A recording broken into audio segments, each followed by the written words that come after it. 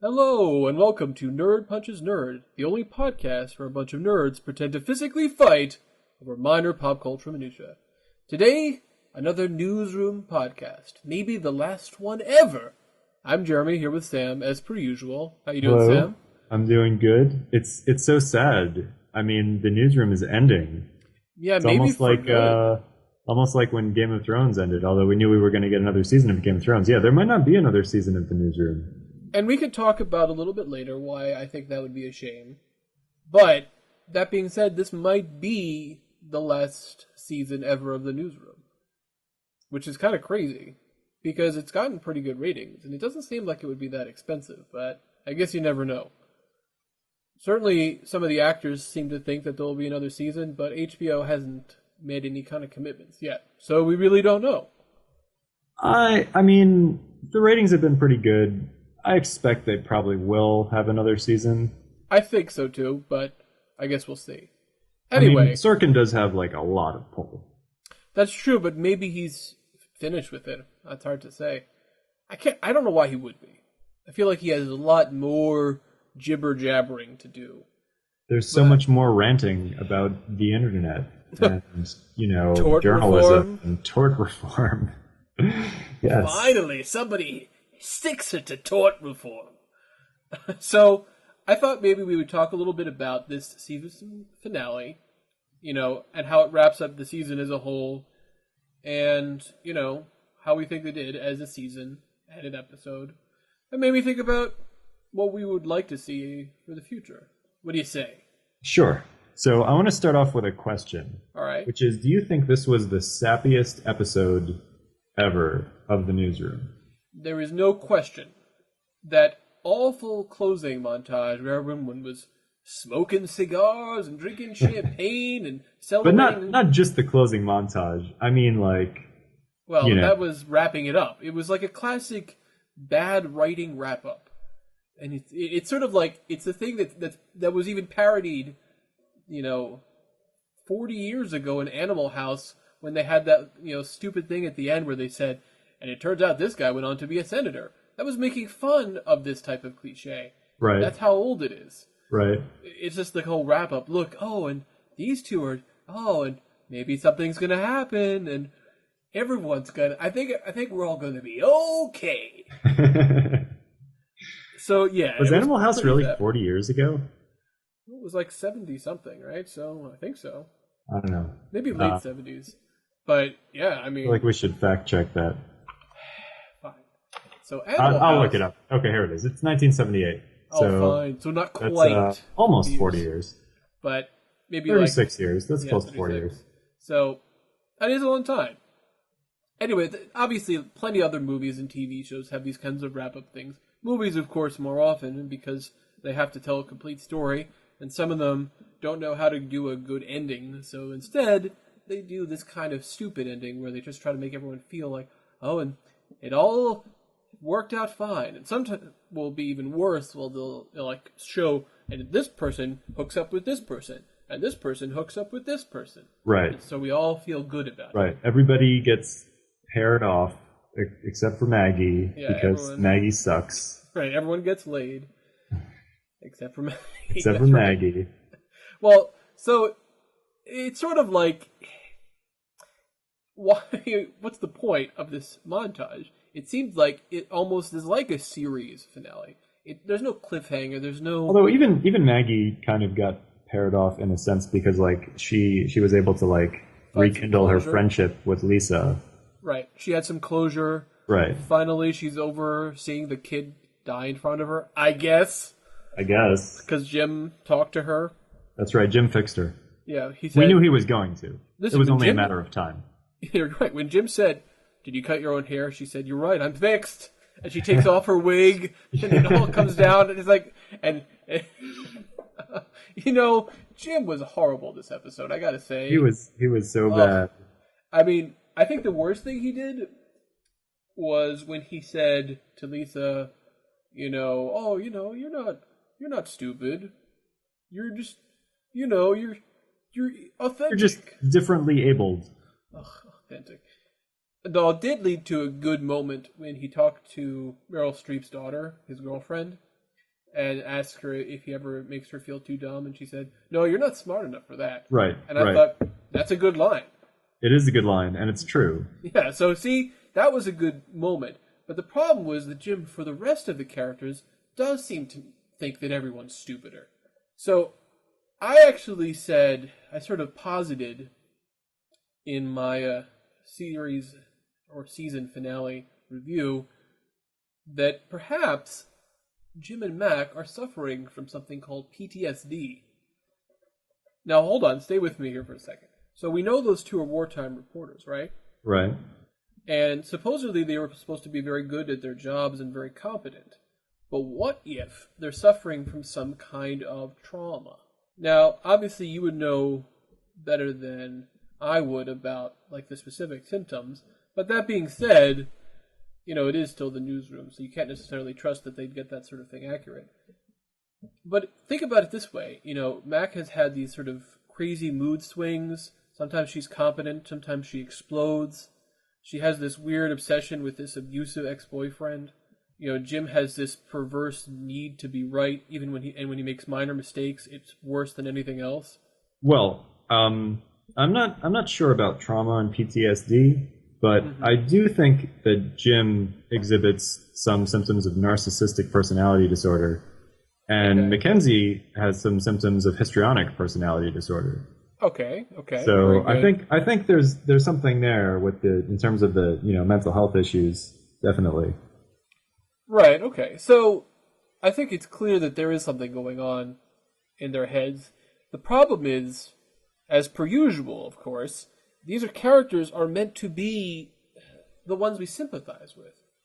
Right. And it's sort of the classic newsroom thing, and I know you agree with me, that you have, like, half the characters are just terrible, and a third of the characters are great, and the rest are, like,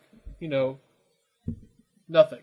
Just nothing, yeah. Yeah, they're just like, hey, look, it's Gary Cooper. He has a stupid name. Well, we talked about this in the last episode, how like certain characters were sort of originally set up to be antagonists, and the problem was that like they were just better than the people that were supposed to be the protagonists. Like in particular, Don and Elliot, I think, were kind of supposed to be antagonists, but have sort of eventually Sorkin realized like, hey, these are actually good characters, and maybe like they shouldn't be like the bad guy. And we got there with Leona, right? Leona was an antagonist, but she's like just better than all the other characters, and Reese, Reese was also like the bad guy for a long time, but at some point we discovered that Reese is just awesome. And it's hard to think of him as a bad guy when he's so awesome. He does seem like in general pretty good. And what I liked about it is sort of like his, all right, fine, you know what? I got to prove myself. All right, we're going to take a stand here. I don't know if this is the right decision, but we're going to do it. And you could see like in his face how much it cost him to make this kind of choice. And then of course Charlie's like, well, whatever. You shut up. You're stupid. and shut up. So that was kind of a weird scene for me because I felt like they really just did not justify Reese's change of heart at all. No, they didn't. Like, it made no sense. Reese very clearly believed that, the smart thing to do would just be to fire everyone, clean house. And he's right. That is the smart thing to do. And all of a sudden he's like, no, I've decided that I'm principled and I'm going to make a stand. Like, it's totally out of character. The only thing that would make there's no justification for it. But it did lead to a funny scene. It did lead to the funny scene with him talking with Charlie, and he was like, I've decided not to accept your resignations. And Charlie was like, well, you can't not accept our resignations because we're not resigning. And then they go back and forth for a couple of minutes, and it's kind of hilarious. Well, because you're right, like Reese wanted to have his moment, and Charlie's definitely trying to take it away from him. I think that's what it was. I think the only reason he changed his mind is because he was trying to show something to his mom. Like, look, I think the way you do. Like a crazy person, but whatever. At least I'm not high all the time, apparently. I'm just crazy enough to take this business over from you. Yeah, I mean, and except of course he isn't crazy, but he has to parrot her craziness. Right. And and that's why he had to, of course, do it in front of her too. Well, I think that's why she doesn't value him. Because because of the parroting? he's sane, and she's crazy. Yeah. Well, you know who else is crazy? The lawyer. I didn't think she was crazy until this last episode and this one. She's just got it's so interesting because at the beginning of the season she seemed pretty competent, but as the season's gone on, she's gotten less and less. And less competent and crazier and a little crazier. bit crazy and off the rails, and it's are you even really a lawyer at all? I think that she's are you just somebody who just wandered in here off the street and is pretending to be a lawyer? No, what's going on here? She's Leona's friend from childhood or something. And is it just a prank? It's a prank they're pulling on anyone. Because Leona just says, she's my lawyer, everyone assumes she is. Right. Because why would she lie? That's terrible. Oh, I kind of love that idea. Well, of course, that brings us to a classic Sorkin issue. Women problem. Or the problem with women folk. Oh, can we, before we get into the women problem, because we just started to talk about Jim and how awful Jim was and how Jim was awful to Lisa. True. I just want to point out, there was one point in this episode where Mackenzie says to Will, you need to, go to the other side of the room because I'm about to hit you. If you stand close to me, I'm going to hit you, and then you're going to have to go on the air, and you're going to have a black eye, and it's not going to be good, right? Right. It won't look well. And I really feel like Lisa should have probably hit Jim at some point, because he was being so horrible to her. What is it about she Jim? didn't want to get fired. That's all. What is it about Jim where he has to go and find Lisa in her place of work, while she's working, and harass her in front of her boss and customers? This is the second time this has happened. I think he said it. He has a narcissistic personality disorder, which is sort of similar to the kind of problem that Will has, where he has this crazy need based on his history to be respected and liked by everybody. Yeah. Oh, I mean, Will is very narcissistic also. Right, sure. But, we understand a little bit of why Will is that way because of his troubled past, which, we don't really know. But he definitely is. And I'm saying it's sort of as interesting as a mirror. This idea that Lisa might still be mad at him and, wait a minute, nope, I gotta go deal with this. But the truth is, why did he really talk to Lisa? Why? Because he needed her to forgive him. No. No? It was still about Maggie. Well, it was about Maggie. I mean, really, you can say what you want, but the whole point of that interaction was just to push Jim and Maggie closer together towards their stupid resolution of nothingness. And I fell in love with you when you clicked the yellow thing, like every journalist does. And I fell in love with you when you existed. I don't even remember what he said. It was so stupid. But I have to say that you could look at it a couple ways. Yes, he had a compulsion to go talk to her. Come on, we're okay, right? We're cool, right? If I ever want to fool around, just if I break up, you're all right, right? Right? I'm okay. I'm Jim. I'm awesome, right? But yes, that was definitely part of it. But the other thing was, hey, what's wrong with Maggie? I mean, I want to keep her as a backup, just in case. So, is she going to kill me? Yeah, kind of. It's kind of like that. I mean, that's sort of a subconscious thing, but I actually think that there's some truth there that, Jim was trying to protect himself, and that everything Jim did in the entire episode was a selfish act. He certainly does a lot of selfish things in the name of trying to help other people. It's True. because he's very needy, because he needs to help people more than they need to be helped. Well, I just think that in this episode, that just happened. I don't think he's only done selfish things ever. The time that he gave the story of, the interview with Romney, I don't really think that was very selfish. But in this episode, he was pretty selfish. Yeah. When he was sort of saying, hey, am I doing okay? Hey, are we going to break up? And it's come on, dude. I know that, women seem to like you, But this is nuts. Yeah. Anyway, we need to move on from Jim. So Right, you were gonna talk about women. Yeah, this is more of the women problem. There's a lot of it. Obviously, there's part of it with this, the nonsense with, how Neal was somehow having to fix all the problems of Sloane and Mac, and that's sort of all he was doing. And then at one point he says, "Don't you have anything better to do?" "Oh, yes, of course." But no, he didn't actually. No, he didn't. First of all, he didn't have anything to do. And second of all, like, that was just like, the only purpose that moment served was to show that Mac is a huge hypocrite. Because she was like, "Oh, you're just like doing this little side project for Sloane, which is taking up all your time. What a waste of time." Oh, that and Neal was like, "Oh yeah, except for the time that I'm devoting to your little side project, which is a waste of time." And she was like, "Oh, ha ha ha, that's not important at all. Psst, keep going. Yeah, you gotta finish." That was mildly amusing. It was mildly amusing, but it was also like more of Mac being a horrible person. True, but the real sexism was one of those classic, they don't realize it's sexism, which is the way they totally misdid that Sloane thing, where she kept trying to say something, but other people, mostly Will, sometimes Elliot too, and I think once Taylor talked over her, and Will kept going to commercial constantly. I mean, it was mainly Will. And it was awful, and then eventually he's like, I think you're doing this on purpose. It's like, well, no, it's just an amazing coincidence. It's just an amazing coincidence. Ha ha ha. Yeah.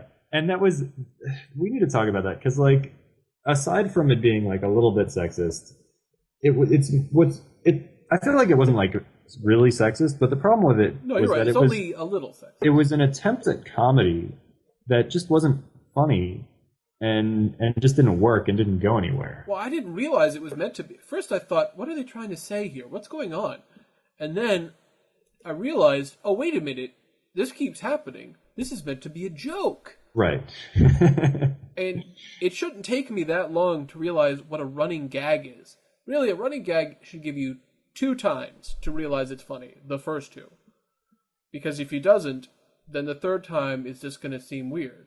And you know what? It would have been so simple if they had just taken a second to set it up, like, while they were still in commercial before they started talking, if Will had just, like, made some crack to Sloane about how, like, he's sure that she has a lot of important things to say, or, something like that would, like, make it clear that, like, he is doing this on purpose.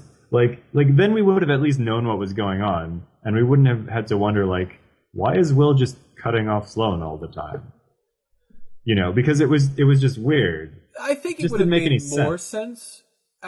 I'm gonna say I a little disagree with you, because I think that would have also seemed like he was just being a jerk. Here's how I think it should have happened. I think that they should have been talking, and then Sloane's starting to say something, and then the producer, like Mac, could say, "Oh, okay, we got to go to this," and then he's like, "I'm sorry, I have to cut you off," and then that happens another time, and like maybe this time it's Don who says it.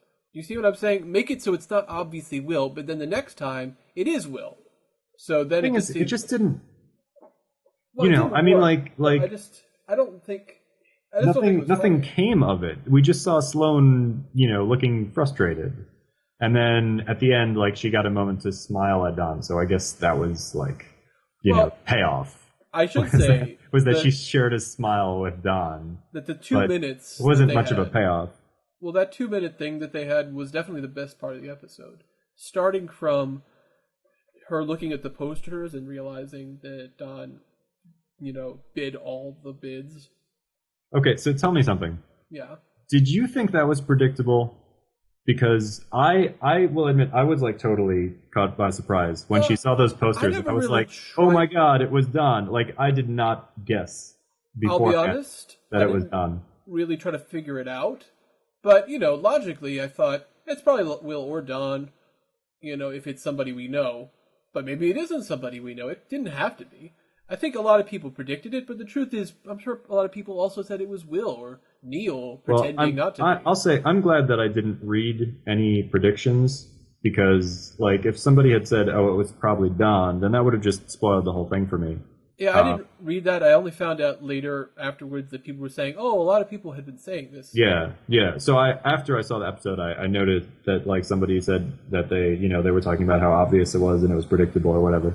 Right. So I actually like that, and I like where she initiated it and made out with him, and then when she leaves, she has that like great smile on her face, and then Don says, "What I have can't be taught," and I burst into laughter. Yes. I thought that was great. That was perfect. It was great. A perfect I am segment. absolutely with you on that. That whole segment, it just worked because Don and Sloane are both they're both likable people, and we want to see them succeed. And it wasn't, the best thing about it was that it wasn't sappy at all. It was awesome. It was, she walks in there, she signs the book for him, right on the table, right in front of him, she kisses him, and then she just slaps the book into his chest and just walks away. It was just a great moment. Exactly. And you're right, and his line was just a hilarious line, and the whole thing just worked. And that was just really that's good television right there. Yeah, the show even in its bad episodes usually has one or two moments of good television. Yes, and that's sort of part of the classic problem with the Newsroom, which is that you see these little elements, these snippets, these hints of a great show, and it's surrounded by either banal, treacly nonsense, that's just boring or sappy, or it's crazy, over-the-top, awful, that's fun to watch. But, on the other hand, this could be a quality show. I was talking about, another thing I said in my article, I was talking about how the show, I mentioned to you before, The Americans, which I definitely recommend that anyone that likes drama should watch, so you should like it. Yeah. It's definitely the best new show I've seen this year, by far. And it wasn't perfect, but it was very well done. And the thing is, the Newsroom isn't supposed to be a comedy. It's supposed to, it's supposed to have humor. Yeah, sure, but yes, comedic elements and humorous parts, of course. Just like any of Sorkin's stuff. It's not meant to be funny. But I don't want to have a show that I'm just I'm going to start hate watching this. I mean, listen, I would prefer to enjoy things unironically. That's what I like. I like to be affected by stuff. Well, yeah, I mean, neither of us have really hate watched a TV show before the Newsroom, right? I mean, I only started watching the Newsroom because I thought it would be good in the beginning. I didn't think, this looks pretty bad. Better settle in and grab my pen to start writing down all my hate notes. Yeah. No, I was really thinking, okay, I mean, I haven't seen. The truth is, I had not seen much of Sorkin. I saw some of West Wing, and I liked what I'd seen so far. I didn't really care for Studio 60 or Sports Night that much, but I can acknowledge that he was a good writer, and I definitely liked A Few Good Men and The Social Network. So I was sort of okay. And I heard some interesting things about sexism on the show, so I thought, well, maybe I want to see this. I want to see it for myself. And lo and behold, it was pretty bad. And I watched that first episode a couple of times. And that's the kind of thing that you either do it because you really like it or because you really don't like it. Well, that's the thing. That's the thing about the Newsroom. I think I said this on the last podcast. I don't remember. But the Newsroom is really unique in the way that it combines, enjoyably good moments and enjoyably bad moments in the same show that you hardly ever see on any other show. Right. Well, let me give you a counterexample. Glee. Okay. I still sort of watch Glee, but what I often do is I'll just hit fast forward until it comes to one characters left that I don't hate, or a song so I can listen to it and see if I like it while I'm doing something else. But I really don't care about the show anymore. I don't even want to hate watch it because that just takes too much time. Right. And there were definitely parts where I watched Glee and think afterwards that was terrible.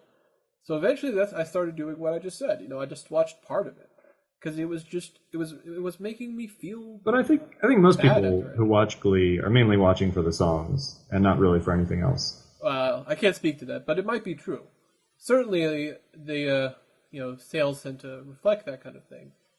But anyway, I think so. Speaking more of these sort of hints of better things, I do want to talk about some of the other things going on.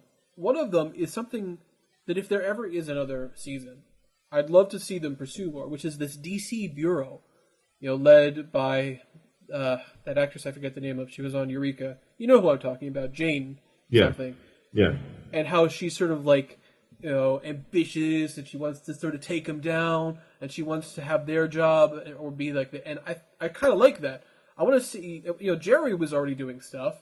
I want to see more people from DC. I want to see some kind of rivalry. That's, to me, is interesting. I want to see that kind of conflict. Well, yeah, I mean, it's funny because they had in the first season there was this rivalry that they had with the morning show. Briefly. Yes. And they also hinted at a rivalry with the DC Bureau, even going back to the first season. Yeah, there was just that one little thing in that one episode where she wanted to call something. I think it was for Osama, as I recall. And she's like, no, it's going to be done by the face.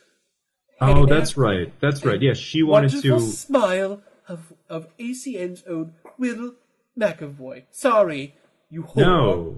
No, right? That's not what it was. Oh, what was it? Are you sure? I think it was that... I think what it was that like she wanted to announce that Osama was killed. That's what I just said. But the newsroom team wouldn't let her because they said like that's for the president to announce. Like she was going to reveal it before the president made his announcement. It was also that, but she also said it's going to be done by Will, and it was done by Will before the president announced it. I'm pretty sure I'm right on this. I don't know. You might be right. I'm pretty sure I don't really remember it. Well, I do know Will definitely did say this is what he's going to say before it happened. But part of it is that, yes, they didn't have enough sources to be sure. And Jane was like, everyone else is reporting it. We should also. So I want to see more of that. That's the kind of interesting conflict I'd like to see. Plus, it really ties in with this whole newsroom idea and gets away from just the rehashing of old stories. I want to see conflict between characters, people who have their own reasons for doing things that aren't just, I want to be a good news person, I'm an evil Republican. And that's kind of annoying. That's also why I kind of like this stuff with Taylor, too, because, she wasn't evil. She clearly disagreed, although she wasn't given nearly the kind of material she should have been to argue with Will. She wasn't really allowed to make her points fully. Because every time she made a point, somebody would make this counter argument that showed that really she was wrong. But at least that the show gave an opportunity for somebody, to make an argument from a conservative side that at least sounds somewhat reasonable. Yeah. And especially when she was suggesting, that Will isn't really a Republican or whatever, and then he got to talk about how he thinks he is a real Republican and whatever, the Tea Party and all of that. Yeah. Which I don't know. Maybe we could get into that, but I don't think we need to get into that so much. But the point is just that it's nice to have a character like Taylor on the show, because Sorkin is obviously very liberal, and the show has a tendency to only provide the liberal perspective.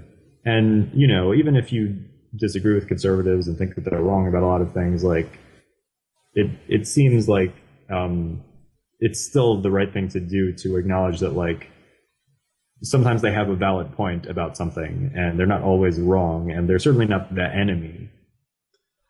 Yes, that's true. And there is a lot, for example, what she was saying, are you thinking that, maybe you just call yourself a Republican so that you can strawman people? She's like, no, I think I do it because I am always right. Yeah. And it's just kind of frustrating because, again, it's those little hints. Oh, wait a minute. She's a well-rounded character, really, at this point. Maybe Sorkin's going to give her a chance to actually say something. Oh, no. No, he isn't. But, that being said... No, unfortunately, most of what she did was harp on the fact that the media has a liberal bias. I think it's true, but... that may be true to some extent. It's certainly a lot less true since Fox News became so popular. Before Fox News existed, you could argue that the media was very liberally biased, but now far less so. And the problem is that it seems like she harps on that point a lot because Sorkin can't think of any other intelligent things for a conservative person to say, which is unfortunate. Yeah. Well, I think that's more of a. I think that's more of a problem with Sorkin's writing and his inability to really grasp that there could be other sides to it. But it's so weird because like, and I've said this before, on the West Wing, you would sometimes see conservatives making intelligent points, and like that was okay. It was now it's not okay anymore. I don't know why. Mm-hmm. Yeah. All right. Well, I guess the other thing I wanted to say was the other idea, the other Newsroom show that was hinted at. The one where they were sort of trying to get. Oh, the parallel universe Newsroom. It wasn't even a parallel universe. It was the sequel, the one of listen, if we have to leave, referring to Mac and Will and maybe Charlie, then we know what would happen. It would be Don taking over as executive producer. Elliot would take Will's role. Sloan would then take Elliot's, and then Jim would take Don's. It all seemed like, oh, okay, yeah, that makes sense. That seems interesting. I'd like to see this new show and the transition they're talking about and how they're trying to build up. And, maybe they stumble a little bit trying to live up to this amazing example that Will and Max set. Cough, cough. But I'm just saying, that's sort of, to me, another interesting idea. But obviously that couldn't happen. It had to status quo it. Yeah. No, really I mean, hard. that would have been interesting from a storytelling perspective. But Sorkin is too in love with the Will character. I mean, everybody idolizes Will. Yeah. Did you notice even Don said something about how, he was inspired by Will, to now he has to always do the right thing. And I forget exactly what it was, but I think his decision where he would resign also along with everyone else, and he would refuse to just take over the show. It's because I learned it from you. I learned it from you. Yeah. See, when Mac ran out when it disappeared, I was so excited. Wait a minute. Did she leave? Did she leave because she thought she had been fired? I was so excited for a second that maybe Will would have to suffer some sort of consequences. Oh, wait, so is she not fired now? I guess being that Will proposed to her, he's probably not going to fire her, but he never said he wasn't going to fire her. Also, they're the only people who know that he said that, so... That's true. Well, that would have been funny. It would be funny, though, if he was like, by the way, you're still fired. That would have been funny if he had said it. Yeah. He's like, listen, or he said, by the way, she said, so am I still fired? He said, let me think about it, and then she could punch him and say, fine. This is kind of a violent workplace, but I guess you're not fired anymore. Something like that, where, he could have played off on it in a more Sorkin way. Make what I said, except weird? More clever. Yeah? In the little, previously on the Newsroom thing, before the show, they included that scene where Will tells Mac that she's going to be fired. But then, they never referenced that again, the whole episode. They do a lot of that. I mean, I think that was one of the...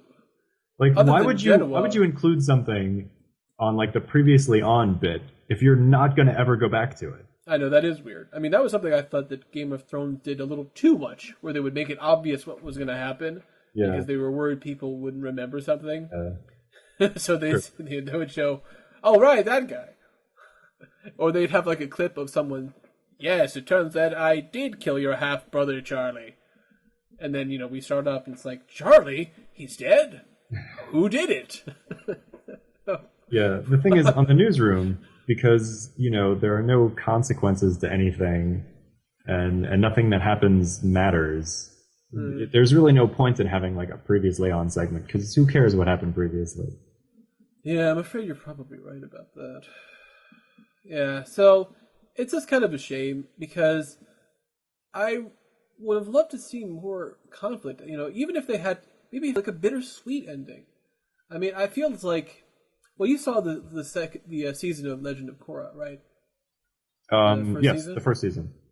Have you seen the second season yet? No, it just started, right? Yeah, they just had only one. Okay, so I haven't episode. Started watching it yet. I'm certainly going to watch it. It's good. I like it. But that being said, it sort of had to end in a way that made it, a little bit like maybe this is going to be a series finale, so they had to resolve a couple things. but it was left in a way that it didn't have to be. And the truth is, You're talking about Korra. yeah, The end of the first season of Legend of Korra. Yeah, they kind of like they could have done they that resolved too for Newsroom. everything, and they wrapped up everything into like a nice little bow, and like it was like all in like the last 5 minutes of the last episode. Like it was like a bit much. True, but there were still some like outstanding issues. Larger social issues, yes. Yeah, or like that. What happened to what's her name that Mako broke up with, rich girl. Asami. Yeah, Asami. There's still her. I guess, but she was never really an important character anyway. Well, they started dealing with the after effects. Besides, it wouldn't be Avatar if there wasn't like a mysterious female character that nobody knows what happened to her. Suko's mom. All right. Well, supposedly that will eventually be figured out. But we're getting a little off track here. The point is that they did a good job of ending it, but not making it impossible to continue. Whereas at this point, it's almost like, what's the point of any of the stuff that's happened this season? Well, they didn't get back. They didn't even try to get back any of their so-called credibility. Because like the whole next season, they're going to have to work to actually get back the public's trust. Although I guess they seem to think like, well, that's not a big deal. We'll just get it back, I guess. Somehow. Like last episode, it was a big deal, but this episode, it's not really a big deal anymore. Yeah, well, you know what else isn't a big deal? That Maggie had a kid die in front of her, and apparently she's fine because Jim just said, "You're okay, kid. You're all right." Well, so speaketh Jim. That's not entirely true. It was because Jim talked to her, and then like she needed to talk to Lisa. Oh, right, of course. Once she like told Lisa about it, I guess that made her cured. I wonder what her hair's going to be like in the third season. There's been a lot of discussion about Maggie's hair and what it means and the significance of it. So I wonder what they're going to do for the third season. I wonder if she's going to like go back to like her original hairstyle, or I'd love to see Mohawk or Skrillex. It would be like Maggie to show up to work one day with a Skrillex haircut. What? It matches how I feel, like a dubstep king. So that was kind of annoying. That being said, I feel like we can think about how did the season do? How did it compare to that first season? Well, I mean, nothing will top the magic of the first season. Mm-hmm. The first season just had so many episodes that were like amazingly entertaining, either because they were good or because they were bad. Especially the season finale of season one. That was just, I mean, a triumph. It was a triumph of bad television. That is true. It was pretty bad. Yeah, I think you're right. I think the problem with a lot of the stuff in season 2 is that there were just some dull episodes. There's some dull plots. Yeah. Particularly, like, the first half of the season was kind of dull. The second half got better. Well, part of it was the whole Genoa build-up thing, which we've talked about how it was a problem because of the way they did the narrative device. Yeah. They revealed way too much about it. Yeah. I thought about this also, and I thought, even if they had done the wraparound just a little bit differently, just tweaked it slightly, so we knew something had gone wrong, but it wasn't quite clear what it was. Maybe they do a little reversal, so what we think is really happening is not what really happened. It's something like that. It could have been done. Obviously it didn't. It ruined the drama and suspense. It just made it like, what's happening? We know, obviously something got screwed up. Now we're just going to see how. And that could be interesting if it was done in an interesting way. But obviously, Jerry was too much of a cartoonish villain. He wasn't interesting in any way. Everything of them potentially being fired from the first season was dropped. The death threats against Will dropped. There were little things that came up and then disappeared, like the Occupy stuff. I mean, it just kind of petered out in a lot of ways. I think the ending was pretty good in a sort of bad way, which is kind of unfortunate because we talked about how last week's episode was actually one of the best ones, unironically. Yes, absolutely. And there wasn't really much in the way of that in the first season. I don't think I really found that there was much like that. So that being said, this season did have some like what points too. Maybe it's just like a a new thing that some of that stuff you see for the first time in that first season, you just can't top it. I think. Well, I mean, there were a lot of things that were entertaining from the first season that really got lost. There was a lot less yelling. The yelling was always entertaining. True. There was a lot less falling, a lot less of Mackenzie just behaving like a complete crazy person. The only falling thing I remember I thought actually was good was when Don was trying to fix his chair and then he leans back and it collapses. Yeah, that was actually kind of funny. That was actually like a little bit funny. Yeah, a victim of his own hubris type of thing. I like that. It actually made sense thematically. But obviously in the first season, there were all these things. There was that one where everyone gets injured and Will had to somehow used it in a terrible way to justify how amazing his team was. Like, he'd know any of that. Like, he'd pay attention to what happened to any of the people on his team. Right. I have one guy who punched a monitor because he kept repeating what Rush Limbaugh said on a loop for some stupid reason. It's sort of like that classic... well, there's too many now that I say that. It's sort of like those classic episodes of The Simpsons where they had, like, the loops. You know what I'm talking about? They did that a couple times. Like the one where Krusty gets framed and Bart's listening to Sideshow Bob and he's like, big shoes to fill, big shoes to fill. Yeah. And it's like the same thing with the Rush thing, except it was funny for a different reason. Unintentionally so. Yeah, so I feel like overall the second season has lost a lot of the magic from the first season, just in terms of like how the first season was like so over the top and like so dramatic. And like there was so much yelling and so much going on that was like, and it was like intense. And it was like stupid, but it was still intense. The second season has felt a lot less intense. You're right. I think another part of the problem is some of the stuff that was brought up but lost. For example, this idea of we're only going to present the best arguments. Only we can do the real news. But they ended up just being as sensational as anyone else. It was all sort of the same kind of thing. I was thinking, even the Daily Show has done a better job of shedding light on specific, really important issues. Colbert's done a good job of this too. Things that aren't like just everyone's talking about it, but it's kind of important. Like all that the controversy where the first responders weren't going to get covered by medical care. That kind of thing. Yeah. And no one was talking about that. But he actually, he had interviews, he had people on, he was talking, attacking the different people in Congress for their or like terrible acts. The Supreme Court decision, Citizens United. Yeah, Stephen Colbert was on that stuff before anyone. He was talking about that for months before anyone else paid any attention to it, and all of a sudden, like, it became a big deal, like months later. Yeah, and so instead, what meanwhile, like, somebody who actually, like, watched, the Colbert Report was like, yeah, I knew about that, because Stephen Colbert has been talking about that because he realized it was a big deal. Mm-hmm. So that's part of it, too. So I think they screwed that up, and they never really did a good job with it. Another thing is this, this other idea, the conflict of, Will, I want to be liked, and that's why he did all these sort of Jay Leno stuff versus I want to be a real newsman. And I think they also didn't really stick to that in the second season. Yeah. And that, to me, is a much more interesting conflict than any of the other ones. Obviously, like I said, the stuff with DC was an interesting idea that they just didn't do anything with. But that being said, I feel like it was there. They talked about it. We saw elements of it, but it just didn't do anything. And I would have loved to see more of that. Anyway. You're right. I think you're right.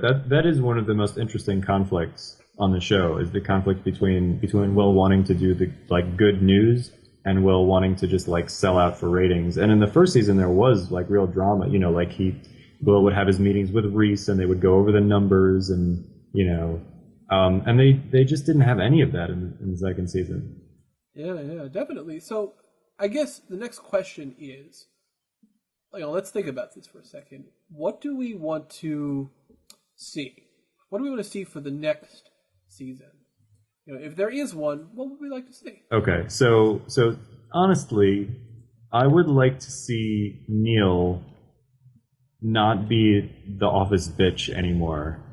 You know, not have to just like, people are like, especially women, being like, Neal, I need you to do this favor for me. It's really not important to anyone else except for me, and it's actually not that important to me either, but I need you to drop everything else that you're doing and do this right now and devote all of your attention to it.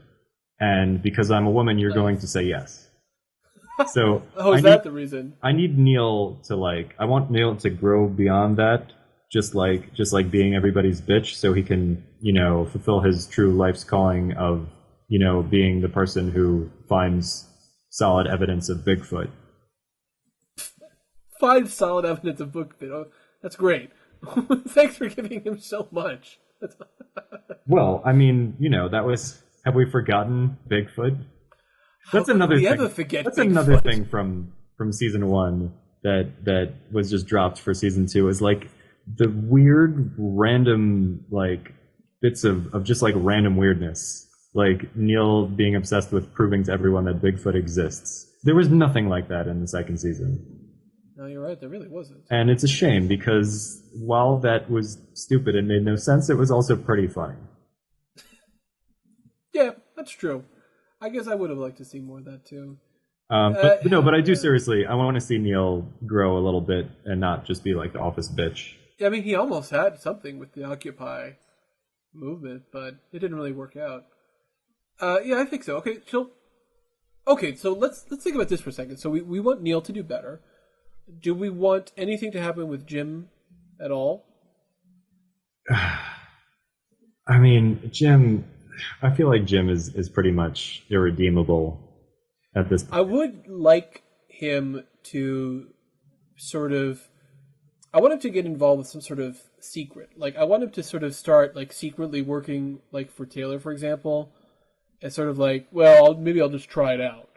Like, maybe he gets suspended because they discover that he, lied about the report on the, election or something. It's like, well, obviously we're not going to fire you. You want Jim to actually, like, be held accountable for something that he did? I know. Listen, I'm just saying, but it would. Don't you see what I'm saying? It would be the perfect setup for him to go work for Taylor. It's like, well, you still have a job with me, and I don't care if you make a stupid little mistake, because I'll be there to clean it up. And then he's like, the only problem with that is that, as we've discussed, part of the reason that the second season was weaker than the first season is because they started splitting up the team and going off in different directions. And like, the show is really better when everybody's all working together. I'd want to see more with the Taylor thing. That's more interesting. And, maybe, you could do something with Lisa also there to really make it awkward. I just feel like there's potential there. There's possibility that I'd love to see. But I feel like more. The show has already invested so much in the idea that Lisa is too stupid to actually, like, be involved in anything important that I don't think they can really turn that around at this point. I know, but I guess part of this is talking about what we'd like to see. I mean, this is just something I think that they could do that would be interesting. I want to see more variation on that. I mean, I do want to see more of Lisa and less of Jim. Yeah. Well, all right. So, there's that. Is there anything that could be done with Maggie? Anything? Bueller? It would be nice if, like, instead of this whole Africa thing where they were like, Maggie is like, I'm gonna do something important.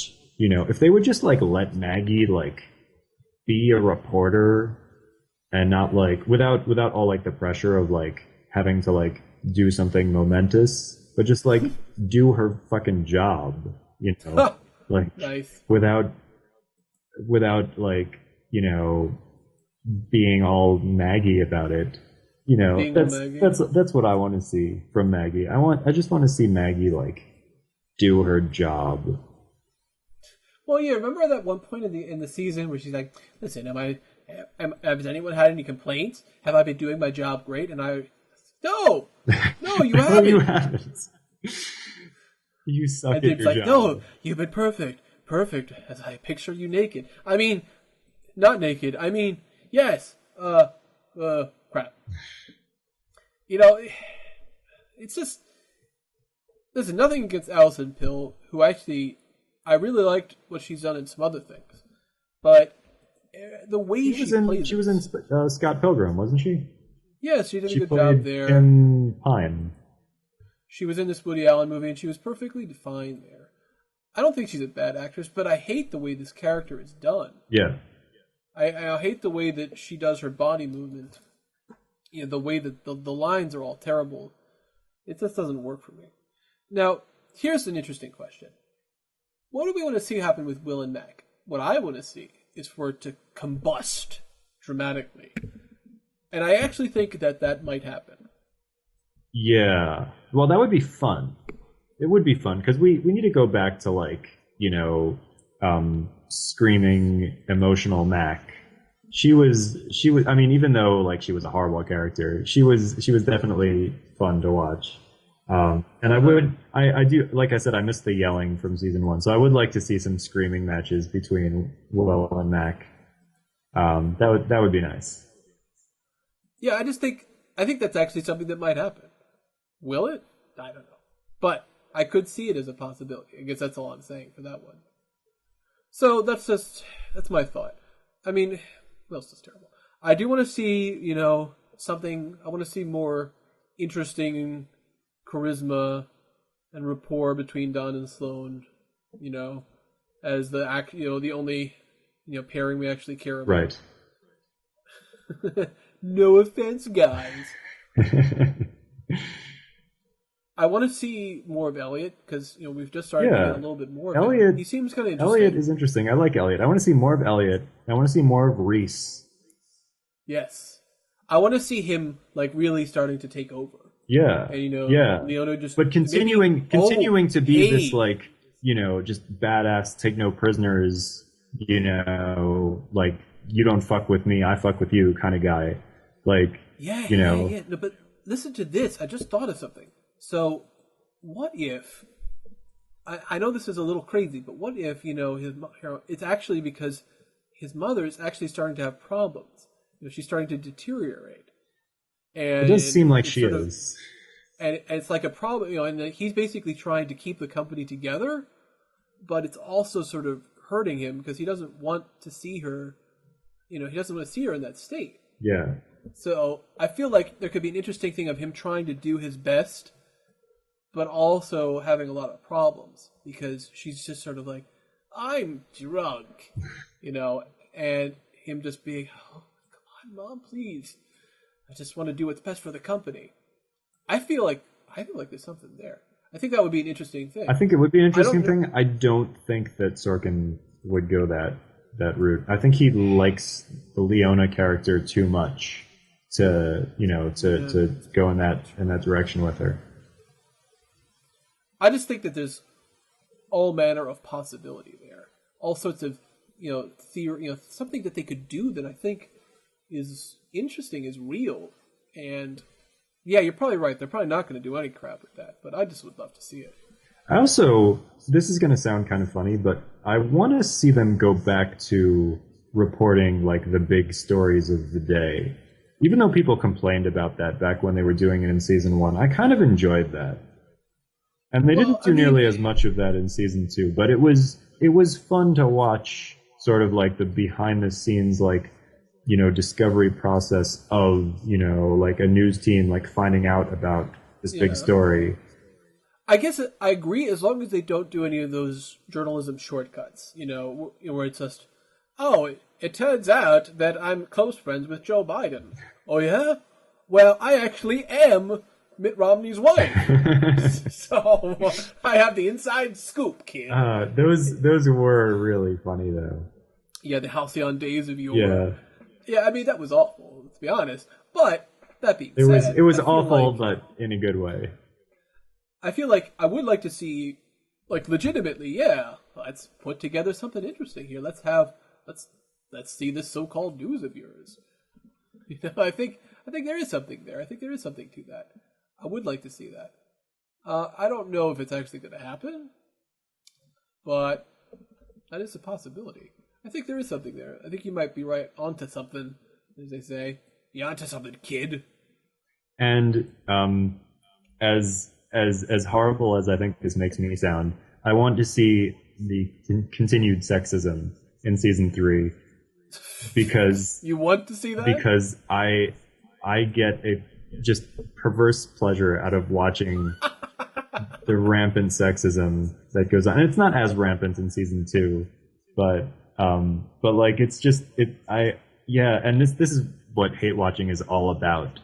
Like when you hate watch a show, you don't want it to get better. You want it to stay bad. And that's like part of the badness that I love about this show is how sexist it is. You're terrible. Look, what can I say? I'm a hate watcher. This is what I do. I mean, it is fun. I mean, just for this show. I don't have any other shows that I hate watch, but I've right. totally bought into it for this show. I've told you already. My season finale review was why the season finale was terrible. Yeah. And obviously that I couldn't really do that if I didn't actually think it was true. Yeah. So yeah, there is a little bit of that going on here. That's true, but I guess I would like to see a good show, but I think either way, I think it's fun. I think it's good TV, either in like the bad way or. I mean, if it actually became like a legitimately good show, I would enjoy that too. I watched almost every episode of The West Wing. I love The West Wing. The West Wing's a great show.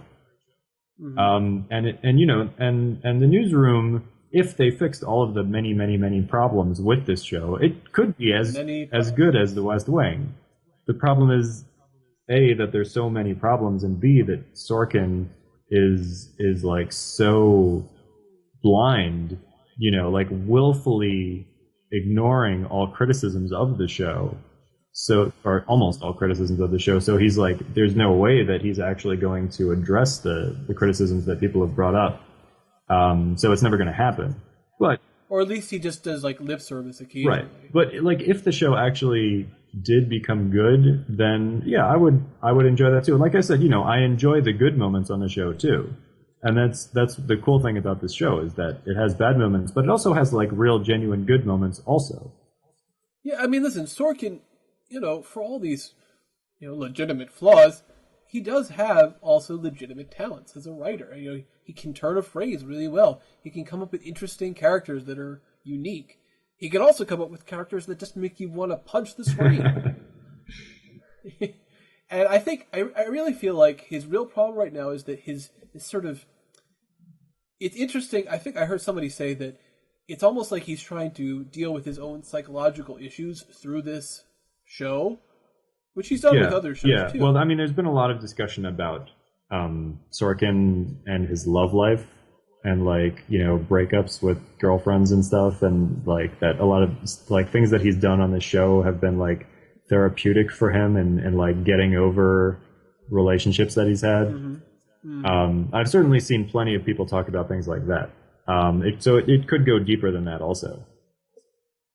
Yeah, I mean, I don't know about that for sure, but I feel like there's a lot of possibility here. There's a lot of things that he could do, but what I really want to see him do is away from this desire to keep everyone perfect. Speaking of which, remember the gossip reporter? Nina Howard, of course. Whatever happened to her? That was another just like dropped plot line. She was dumped by Will. Yeah, Will dumped her, and she vanished. Yes, because he had to be with Mackenzie. Yeah, but I mean, she was actually like something of an interesting character. Well, I'm not going to disagree with you, but no, that's what happened. The one thing I didn't like about her was like when she was talking to Mackenzie, and she basically, she said like, when you were a little girl, did you want to, work at the job that you have now? And Mackenzie was like, yes, I've always wanted to do this. And Nina says something like, well, I didn't want to do what I'm doing. I didn't get my dream. Yeah. And I remember watching that and thinking there were probably tons of like teenage girls whose career aspiration right now is to become a reporter for TMZ. Like, I feel like that is the dream for a lot of people. And I don't mean that in a condescending way. Like, I think that there are actually people who like think that being a gossip reporter would be an awesome job. So it was like a little bit. Maybe it would be. It was like a little bit. It's more like Sorkin sort of putting his own views into her mouth. Because obviously, if you know what I mean. All right, so okay, I think we've covered everything, like a good thing here. We've talked about the season, how we think it fits in, the episode in general, our ideas for the future. I think my next question is going to be simple. Do you think there should be a third season? Well, I mean, we have to find out how they win back the public's trust. So that sounds like a yes. I agree. I also would like to see a third season. And do you have anything else you'd like to finish us off with? We didn't really talk about the false dichotomy of ratings, good ratings versus good news. We talked about that a little bit. How they sort of brought it up but then dropped it. This idea of wanting to have one or the other. We can't be sensational, but also informative. And I think they kind of dropped that too. At least that was my. Well, they didn't drop it. I mean, that was kind of the whole point of their decision. When they decided not to go with the Petraeus story, even though the Petraeus story, like, it would have been a big deal and it would have gotten them lots of positive credit because nobody else was reporting it. They were ahead of everyone else, and reporting it on election night in front of a big audience or whatever. And they chose not to do it because they wanted to report this other story, which actually was meaningful because it had to do with a candidate, and they were going to report it on election day, so it might actually affect the election, which they felt was like more important to do. Right, but like you said, they set up this sort of false choice between those things. When I think that this show is based on Keith Olbermann's show on MSNBC, not Keith Olbermann's current show, which is on ESPN, but the show that he had a few years ago when he was on MSNBC. I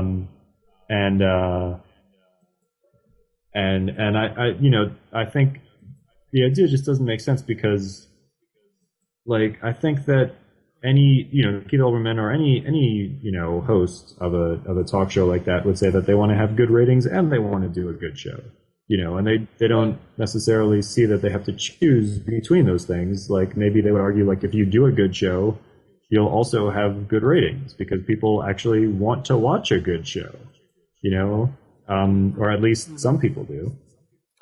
I think you have a good point, and I think that's something that they should definitely try to focus on more as a point of conflict in this mythical, hypothetical, wondrous season 3 that we're so looking forward to.